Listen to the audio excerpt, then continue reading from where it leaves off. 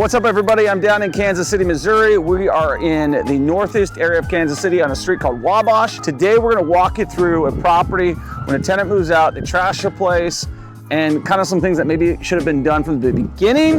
I'm here with the guy in the sky, Vaquero Blanco. He's holding the camera.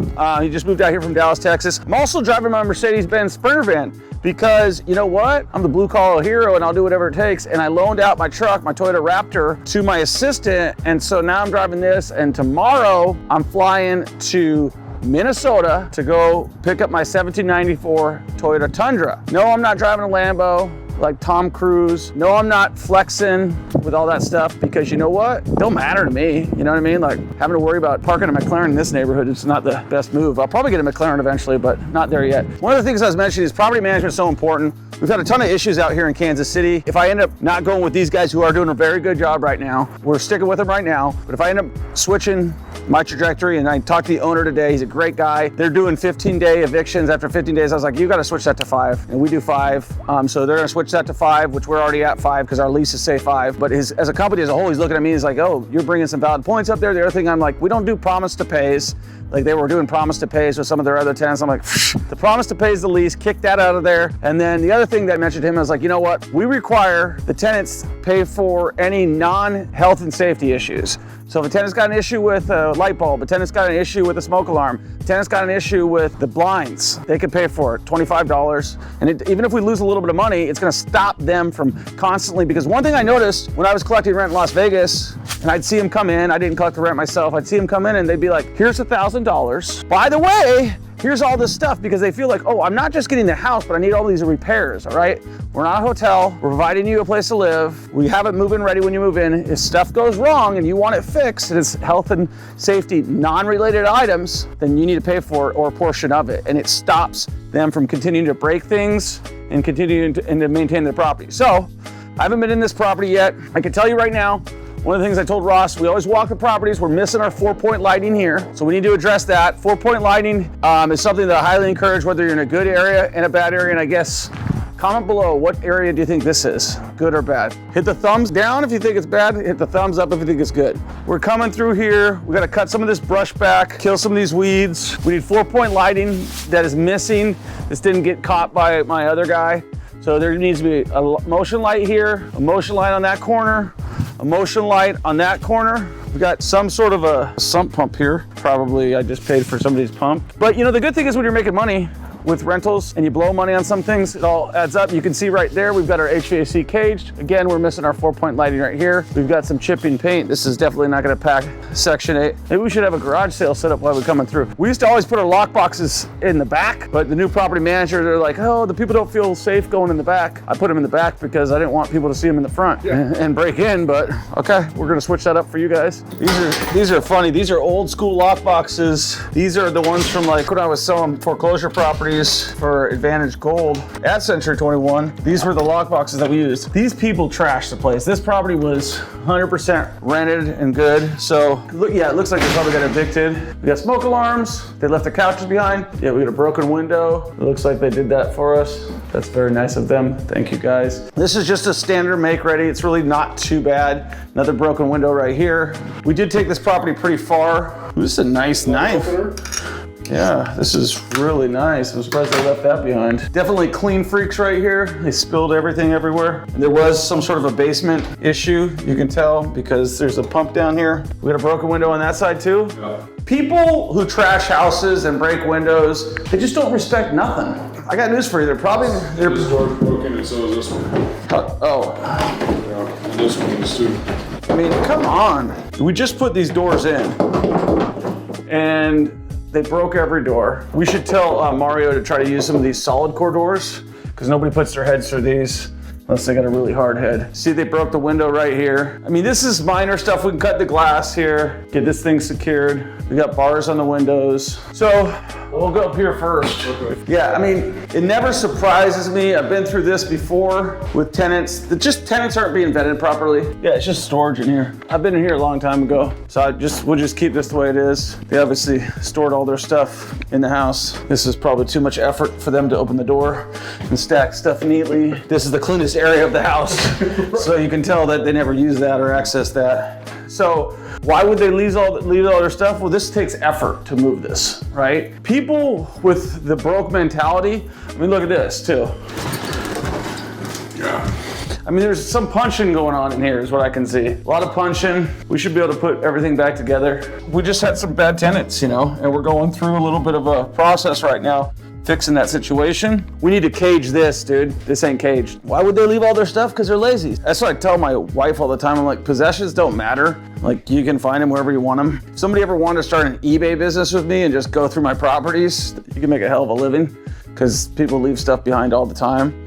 And I'm sure there's some stuff of value, like this TV might have some value, you know? I'm not gonna do anything with it. It's going in the garbage. A couple things we need to do down here. When I'm ever in the basement, even if we're coming back here, it looks like there's something going in here. We wanna have this thing caged, this thing checked to make sure everything's running right. We know we got a gas furnace. You can see right there. We looked for it to see where our wiring is coming from. This is one thing I saw one guy do. Health and safety alert. Whenever you have a basement and you have a gas-fired water heater, make sure it's vented outside, either by the chimney or by venting directly outside.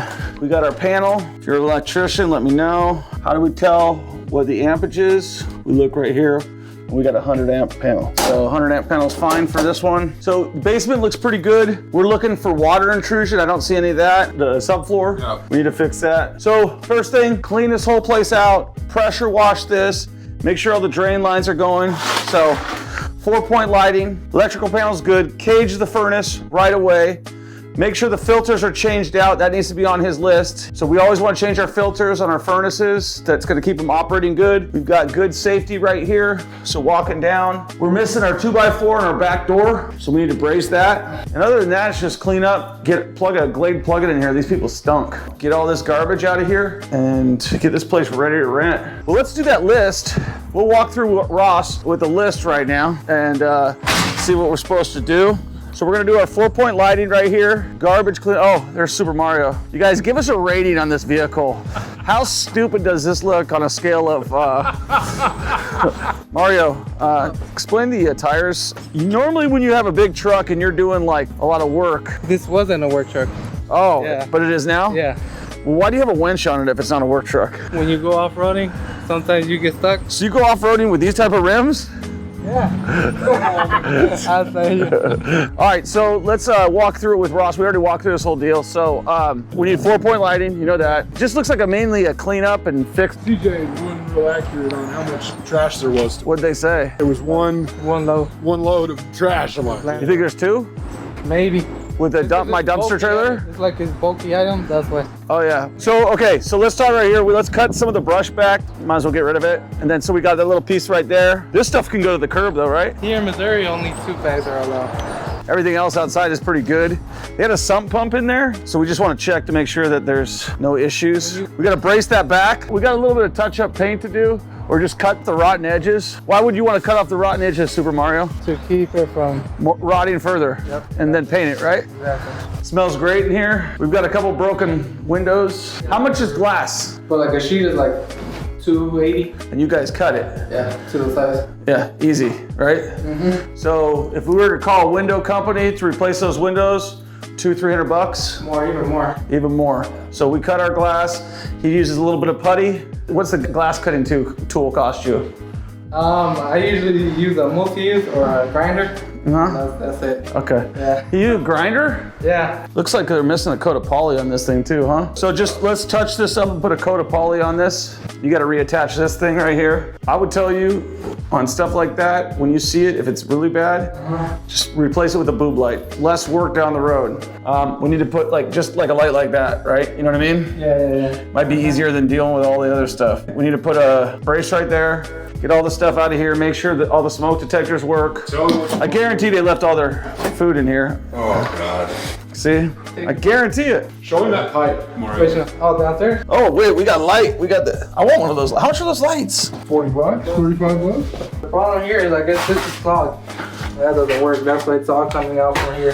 Just run this to the 4-stack over here. You got enough, what is it, a 1/4 inch per foot?